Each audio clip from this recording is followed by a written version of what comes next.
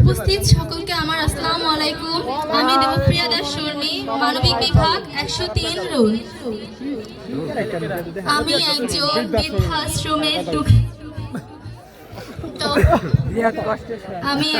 বৃদ্ধাশ্রমের দুঃখিনী মা।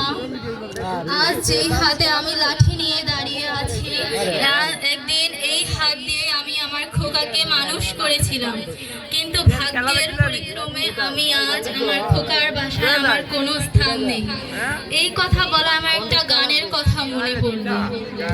ছেলে আমার মস্ত মানুষ, মস্ত অফিসার, মস্ত ফ্ল্যাটে যায় না দেখা এপার ওপার, নানা রকম জিনিস আর আসবাব দামি দামি, এত সব কিছুর মাঝে আমি যে কম দামি। ছেলে আমার মস্ত মস্ত। পরের জন আসো।